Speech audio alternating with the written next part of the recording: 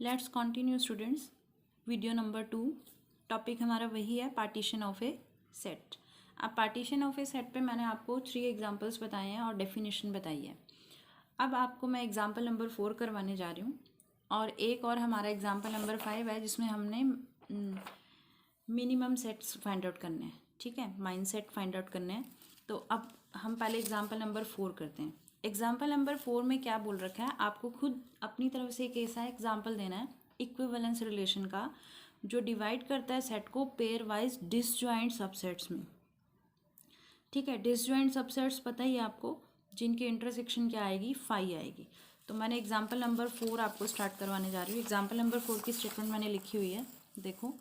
Example number 4 क्या कह रहा है आपको, show by an example that equivalence relation divides the set into pair wise disjoint subsets. Disjoint का मीनिंग याद है आपको, इनकी आपस में इंटरसेक्शन करें तो वो फाई आनी चाहिए, कुछ भी एलिमेंट सेम नहीं होना चाहिए। तो अब हमें अपनी तरफ से एग्जाम्पल देना है इसमें। शो दैट है ना, शो बाय एन एग्जाम्पल उन्होंने बोल रखा है हमें, तो हम एक एग्जाम्पल देंगे। तो मैंने इसमें एक एग्जाम्पल लिया, नेचुरल नंबर का सेट एन ले लिया और उस पर एक रिलेशन डिफाइन कर दिया, क्योंकि इक्विवेलेंस रिलेशन चेक करना है तो मैंने उस पर एक रिलेशन डिफाइन कर दिया। अब वो रिलेशन कैसे मैंने किया कि एक्स और वाई आपस में रिलेटेड कब होंगे, if on dividing by 4 each integer x and y leaves the same remainder 0 1 2 3। देखो, एक्स को भी 4 से डिवाइड करें, ईच बोला ना, इसलिए एक्स को भी 4 से डिवाइड करें, वाई को भी 4 से डिवाइड करें, तो रिमाइंडर क्या आना चाहिए, 0 आए, 1 आए, 2 आए, 3 आए या 4 आए। क्योंकि 4 से डिवाइड करें, 4 रिमाइंडर नहीं आ सकता, 4 से डिवाइड करेंगे तो रिमाइंडर क्या होगा, 0 से लेके एक कम, उससे 4 से एक कम 3 तक, इनमें से कोई भी रिमाइंडर आ सकता है। तो ये ध्यान रखना है। तो हमें पहले तो चेक करना है कि क्या ये रिलेशन इक्विवेलेंस है, क्योंकि उसने बोला था इक्विवेलेंस रिलेशन का एग्जाम्पल लो। तो पहले हम इसको इक्विवेलेंस रिलेशन चेक करके बताएंगे। इक्विवेलेंस रिलेशन पे मैंने आपको काफ़ी क्वेश्चंस कराए हैं, एक्सरसाइज के भी कराए हैं, एग्जाम्पल्स भी कराए हैं। तो इक्विवेलेंस रिलेशन की आई होप कंडीशंस आपको लर्न होंगी। क्या क्या कंडीशन थी, सबसे पहले आप चेक करोगे किसी भी सेट को इक्विवेलेंस चेक करने के लिए, फर्स्ट कंडीशन क्या थी, रिफ्लेक्सिव। सबसे पहले आपको क्या चेक करना है, रिफ्लेक्सिव चेक करना है। सेकंड कंडीशन, 3 कंडीशन थी ना, सेकंड कंडीशन थी सिमेट्रिक। थर्ड कंडीशन थी ट्रांजिटिव। हमें ये 3 कंडीशंस चेक करनी है।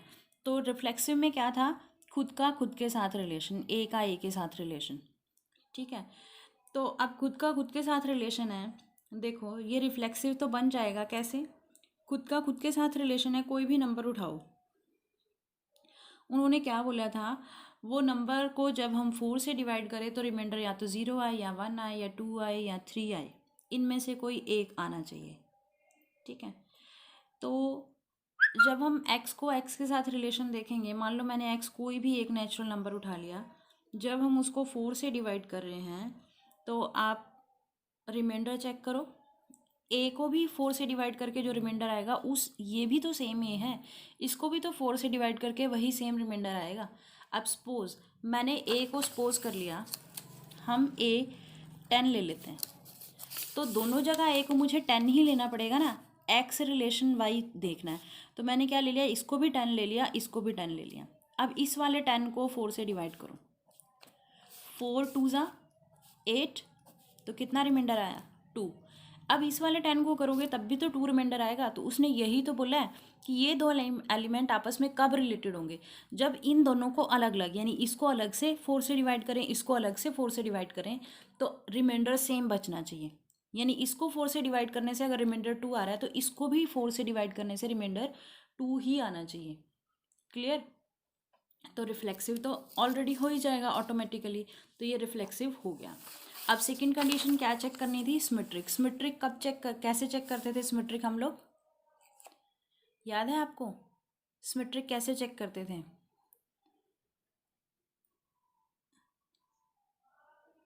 ब्लर हो रही है थोड़ी सी स्किन, इसकी स्क्रीन, नाउ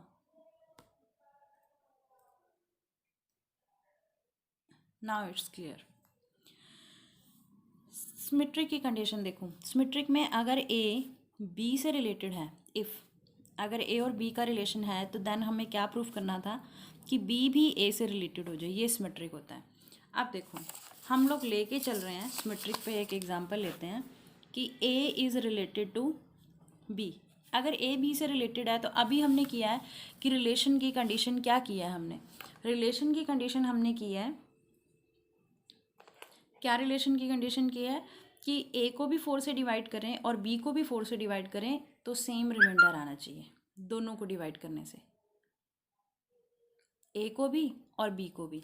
अब ए को भी 4 से डिवाइड करें और बी को भी, अगर ये रिलेशन है तो ए को 4 से डिवाइड करो, रिमाइंडर आएगा यहाँ पे, बी नंबर को भी 4 से डिवाइड करो, वही रिमाइंडर आएगा। अब बी को ए से रिलेटेड करना है ना, तो बी को ए से रिलेटेड का मतलब है कि बी को भी 4 से डिवाइड करूँ, ए को भी 4 से डिवाइड करूँ, सेम रिमाइंडर बचना चाहिए। तो ये तो ऑब्वियस है सेम ही होगा। कैसे, आप मान लो ए और बी उसने ऑलरेडी रिलेटेड दे रखे हैं, ठीक है, ये ध्यान रखना। आप मान लो आपने ए को ले लिया 8 और बी को ले लिया आपने 16। अब हम ए को 8 से डिवाइड करते हैं, ए यानी 8 है ना, इसको हम किससे डिवाइड करते हैं, 4 से, 4 2 ज़ा 8, क्या रिमाइंडर आया 0। 16 को डिवाइड करो, 4 4 ज़ा 16, क्या रिमाइंडर आया 0। तो अब ए को बी से, ए और बी दो हैं रिलेटेड हैं, तो इसको भी 4 से डिवाइड करने से जो रिमाइंडर आ रहा है इसको भी वही सेम 0 0 रिमाइंडर आ रहा है। तो अब उल्टा लिखना है बी और ए में रिलेशन, तो बी और ए में रिलेशन का क्या मीनिंग है, बी को डिवाइड करो 4 से, वही रिमाइंडर आया जो ए को डिवाइड करने से आता है, तो सेम मिलेगा, तो ये सिमेट्रिक तो ऑटोमेटिकली हो जाएगा। सेम इसी वजह से ये ट्रांजिटिव भी हो जाएंगे। ट्रांजिटिव में आप चाहो, क्योंकि ट्रांजिटिव का मीनिंग याद है ना, ए बी से रिलेटेड है, बी सी से रिलेटेड है, तो ये दोनों क्या इम्प्लाई करेंगे, ये इफ़ है, तो देन क्या करना है, ए सी से, ए का रिलेशन सी से देखना होता है, ए सी से रिलेटेड है या नहीं है, तो ए सी से रिलेटेड हो जाएगी। आप इसमें ऐसे ले लो 4 और आपने ले लिया 16 और ले लिया 24। देखो 4 को 4 से डिवाइड करो 0 रिमाइंडर, 4 को 16 को 4 से डिवाइड करो 0 रिमाइंडर, 16 को 4 से डिवाइड करो 0 रिमाइंडर, 24 को 4 से डिवाइड करो 0 रिमाइंडर। तो ये फिर अगर आप 4 और 24 का रिलेशन बनाओ, ये ए ये बी ये सी, ए बी बी सी, ए और सी का रिलेशन बनाना है, तो ये भी 0 रिमाइंडर देगा, ये भी 0 रिमाइंडर देगा, तो ट्रांजिटिविटी भी हो जाएगी। तो आपको ये रीजंस बताने हैं कि क्यों ट्रांजिटिव है। तो ये रिलेशन इक्विवेलेंस तो बन गया। अब इक्विवेलेंस के बाद क्या चेक करना है, क्या ये पेयर वाइज डिसजॉइंट है या नहीं है। तो अब पहले इसके मुझे सबसेट्स देखने पड़ेंगे ना, पहले सबसेट्स बनाने पड़ेंगे, सबसेट्स बनाने के बाद ही हम चेक करेंगे कि क्या वो पेयर वाइज डिसजॉइंट मिल रहे हैं हमें या नहीं मिल रहे। तो पेयर वाइज डिसजॉइंट चेक करने के लिए क्या करना है हमें, पेयर वाइज डिसजॉइंट चेक करने के लिए देखो हमें क्या करना है,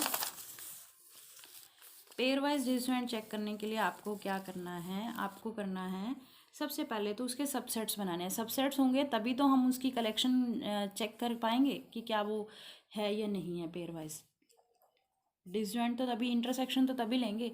तो इसमें देखो, इसमें पता है क्या क्या पॉसिबल सबसेट्स बन रहे हैं, क्योंकि हमने बोला है 4 से डिवाइड करने से रिमाइंडर या तो 0 आए या 1 आए या 2 आए या 3। तो मैंने ए नोट में वो सारे एक्स उठा लिए, वो नेचुरल नंबर्स, ठीक है, ऑन डिवाइडिंग बाय 4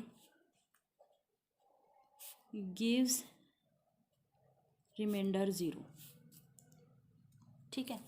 हमने कौन से उठा लिए, ए नोट में वो ले लिए जो 0 रिमाइंडर देते हैं। सिमिलरली A1 एक पार्टीशन बन सकती है मेरी, A1 पार्टीशन में हम क्या करेंगे, A1 पार्टीशन में हम वो सारे लेंगे, सेम ऐसे ही वे से लेना है, same natural number which gives remainder 1, ठीक है, जो 1 रिमाइंडर देंगे वो लेना है हमने। वेट स्टूडेंट्स, स्किन ये थोड़ी सी ब्लर हो जाती है, जो स्क्रीन है। I think now it's clear. फिर सिमिलरली आपने A2 और क्या बन सकता है, देखो 0 रिमाइंडर, 1 रिमाइंडर, और हमने कौन सा रिमाइंडर लिया था, 2। फिर और क्या रिमाइंडर पॉसिबल हैं, 3। ये याद रखना, जिस नंबर से डिवाइड करना है रिमाइंडर हमेशा उससे एक कम तक ही आ सकता है, उतना नहीं आ सकता रिमाइंडर कभी भी, कि कोई भी नंबर से चेक कर लेना। अगर मैं 5 से डिवाइड कर रही होती तो क्या क्या पॉसिबिलिटी बनती, 0 remainder, 1 remainder, 2 remainder, 3 remainder and 4 remainder. 5 remainder खुद नहीं आता। अब 4 से डिवाइड कर रहे हैं तो 0 से लेके 3 तक ही रिमाइंडर आ सकते हैं, ये छोटी क्लासेस में सिखाया गया है आपको। अब मुझे ये चेक करना है, अब ये तो मैंने इसको लिख दिया कौन सी फॉर्म में, सेट बिल्डर फॉर्म में। अब मैं इनको किस में लिखूंगी, टेबुलर फॉर्म में। अब देखो ए नॉट में कौन से लिए, जो 0 रिमाइंडर देंगे। 0 रिमाइंडर मीन्स 4 से पूरे डिवाइड होंगे, कंप्लीटली जो डिवाइड होंगे वही तो रिमाइंडर 0 देंगे। तो कौन कौन से नंबर होंगे, ऐसे नेचुरल नंबर लेने हैं, मैं 0 नहीं ले सकती। तो 4, 8, यानी 4 का टेबल ही हो गया कंप्लीट। अब A1 में कौन से आएंगे, जो 1 रिमाइंडर दे रहे हैं, ऐसे ऐसे ढूंढने हैं जो 1 रिमाइंडर दे रहे हैं। तो 1 रिमाइंडर दे रहे हैं ना, उसका तरीका क्या होता है, 4 से डिवाइड करना है ना, तो फर्स्ट नंबर क्या आएगा, उसमें 1 ऐड कर दो, जितना रिमाइंडर दे रहा है वही नंबर ऐड कर दो, तो 4 + 1 5। ठीक है, अब नेक्स्ट नंबर लिखने के लिए सोचने की ज़रूरत नहीं है, आप इसमें फर्स्ट नंबर मिल गया ना आपको, क्या करो, 4 जिससे डिवाइड करना है वही नंबर ऐड करते जाओ। 4 से डिवाइड करना है ना, तो आप 5 + 4 करो, नेक्स्ट नंबर क्या होगा, 9, 9 + 4 13, 13 + 4 17, ऐसे मिलेंगे आपको ये। तो ये सोचने की ज़रूरत नहीं है, इस तरह से फाइंड किए हैं। फिर सिमिलरली A2 फाइंड करते हैं। A2 में फर्स्ट नंबर ढूंढना है ना आपने, कितना रिमाइंडर दे, 2 रिमाइंडर दे, डिवाइड किससे करना है, 4, तो 4 + 2 ले लो, क्या बना 6, तो फर्स्ट नंबर 6 आएगा। फिर क्या करना है, जिससे डिवाइड करना है वो ऐड करना है, 6 + 4 10, 10 + 4 14, 14 + 4 18, 18 + 4 22, ऐसे लिखना है आपने। फिर A3 बनाओ। A3 में किससे डिवाइड करना है, 3 से, तो 4 को डिवाइड करना है ना, 4 से डिविजिबल होने चाहिए और रिमाइंडर क्या आना चाहिए, 3, 3 से डिवाइड नहीं करना, सॉरी, हमें 4 से डिवाइड करना है और रिमाइंडर 3 आना चाहिए। तो आप क्या करो, उस नंबर में जितना रिमाइंडर आना चाहिए वो ऐड कर दो, 4 + 3 7, तो फर्स्ट नंबर हमारा 7 हुआ। अब इसमें 4 4 ऐड करते जाओ, 7 + 4 11, 11 + 4 15, 15 + 4 19, 19 + 4 23 अप टू 100। अब ये बन गया। अब मुझे चेक करना है they are pair wise disjoint और नॉट। पेयर वाइज डिसजॉइंट कैसे चेक करेंगे, आप A0 की इंटरसेक्शन A1 से करो, ठीक है, A0 की इंटरसेक्शन A2 से करो, A0 की इंटरसेक्शन A3 से। और ना, अगर आप नेम से कंफ्यूज मत होना, A0 आप इसको ज़रूरी नहीं है A0 नेम देना, आप इसको A1 A2 A3 A4 ऐसे भी दे सकते हो, A0 नेम देना कोई ज़रूरी नहीं है। नेम आप एक A0 की जगह आप इनको कुछ और ABCD ऐसे भी नेम दे सकते हो सेट्स को। तो इससे कंफ्यूज मत होना कि A0 ही आप इसको क्रैम करने लग जाओ, ऐसा कुछ नहीं करना, आप इन सेट्स की कोई भी नेम दे सकते हो। ये कर लिया। फिर किसकी इंटरसेक्शन चेक करेंगे, A1 और A2 की, A1 और A3 की, और क्या कॉम्बिनेशन बनेगा, A2 और A3। आप इन सबकी इंटरसेक्शन चेक करना, आपको कुछ भी एक जैसा नहीं मिलेगा, ये सारी इंटरसेक्शंस आपको 5 मिलेंगी, किसी में कुछ नहीं मिलने वाला, सेम कॉमन एलिमेंट। ठीक है, तो ये हो गए पेयर वाइज डिसजॉइंट। अगर आप इनकी यूनियन चेक करोगे ना, A0 union A1 union A2 union A3, तो इन सब के यूनियन आप देखोगे वापिस आपको सारे नेचुरल नंबर्स मिलने शुरू हो जाएंगे। ठीक है, आप इन सब की अगर यूनियन करके देखोगे तो वापिस क्या मिलेगा, सारे के सारे नेचुरल नंबर्स मिल जाएंगे आपको, ढूंढोगे इसमें तो ये मिल जाएंगे। तो आपको इस तरह से चेक करना है कि कोई भी सेट आपका, इसमें तो हमें एक एग्जांपल देना था कि पेयर वाइज डिसजॉइंट, अगर आप इसमें यूनियन ना भी चेक करो, डिसजॉइंट चेक करने ना, डिसजॉइंट का मतलब तो आपको इंटरसेक्शन फाइंड आउट करनी है कि वो इंटरसेक्शन 5 है या नहीं है। ठीक है, इंटरसेक्शन ओनली चेक करनी है। अब हम लेते हैं इसका नेक्स्ट एग्जाम्पल नंबर 5। देखो एग्जाम्पल नंबर 5 में आपसे क्या चीज़ पूछ सकते हैं वो,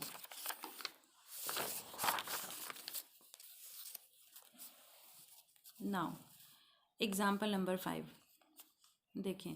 एग्जाम्पल नंबर 5 में उसने एक सेट दे दिया S1 S2 S3, ये सेट्स दिए और U दिया एक, ठीक है। अब वो कह रहा है right the non empty mine sets generated by S1 S2 S3, S1 S2 S3 से जो जनरेट हो, यानी S1 S2 S3 से जो हम बना सकते हैं। आल्सो राइट दी पार्टीशन, और पार्टीशन भी लिखनी है आपको। तो देखो ऐसे जब आपको ये पूछा जाए ना MIN, ठीक है, माइन सेट निकालने हैं जब आपको, तो उसका मेथड मैं आपको सिखा रही हूँ। ये 3 है, 2 होंगे तब भी ऐसा ही मेथड चलेगा, 3 होंगे तब भी, 4 के लिए भी ऐसे ही चलेगा। तो अब देखिए सबसे पहले आपको क्या करना है, ये यूनिवर्सल सेट की तरह हो गया सबसे बड़ा सेट, और ये इसके सबसेट्स हो गए। तो सबसे पहले आपको क्या करना है, जितने भी सेट्स हैं ना आप उन सब के कॉम्प्लीमेंट निकाल लो। याद है ना कॉम्प्लीमेंट कैसे फाइंड करते थे? सबसे पहला काम क्या करो, कॉम्प्लीमेंट फाइंड आउट करो। तो S1 का कॉम्प्लीमेंट, मैंने 2 नोटेशन बताई थी कॉम्प्लीमेंट के लिए, ये डैश की नोटेशन यूज़ करो या C लिखूँ। तो S1 का कॉम्प्लीमेंट, S1 का कॉम्प्लीमेंट मीन्स इस यूनिवर्सल सेट्स में से ये S के एलिमेंट छोड़ के जो बचेंगे इसमें U में वो लिखने हैं। तो 5 6 7 छोड़ के जो बचेंगे, अब देखो 1 2 3 4, ठीक है, और 5 6 7 नहीं लिखने, तो क्या रह गए 8 9, 9 तक की काउंटिंग है। अब फिर आप S2 का कॉम्प्लीमेंट निकालो, S2 का डैश, 2 4 5 9 छोड़ना है, 1 2 नहीं लेना, 3 लेना है हमने, ठीक है, 4 नहीं लेना, 5 नहीं लेना, 6 7 8 लेना है, 9 नहीं लेना। सेम इसी तरीके से S3 का कॉम्प्लीमेंट फाइंड आउट करना, डैश।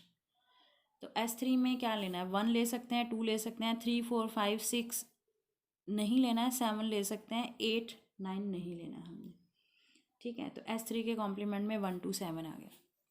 सबसे पहला काम क्या करना है ऐसे क्वेश्चन में, कॉम्प्लीमेंट फाइंड करना है। क्लियर? अब कॉम्प्लीमेंट फाइंड आउट करने के बाद आपको क्या क्या चीज़ें सॉल्व करनी है, हमें ना इंटरसेक्शंस फाइंड आउट करनी है। किस किस की, मैं पॉसिबिलिटी बता देती हूँ। एक बार तो इन तीनों सेट्स की, जितने भी सेट्स हैं इन तीनों की आपस में इंटरसेक्शन करनी है, एक तो ये। फिर आपने क्या करना है, हर एक बार एक सेट के ऊपर कॉम्प्लीमेंट लगाना है।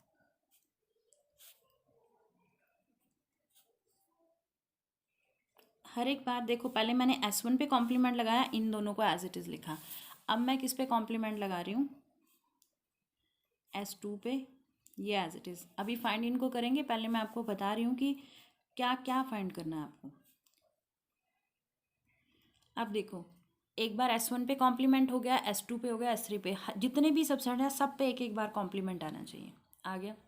फिर और क्या पॉसिबिलिटी, एक एक पे कॉम्प्लीमेंट, फिर दो दो पे कॉम्प्लीमेंट, फिर तीन तीन पे। तो अब देखो दो दो पे कॉम्प्लीमेंट, S1 S2 S3 है, तो मैंने 2 पे कॉम्प्लीमेंट लगा दिया। फिर S1 S2 S3 पे कॉम्प्लीमेंट लगा दिया, ठीक है।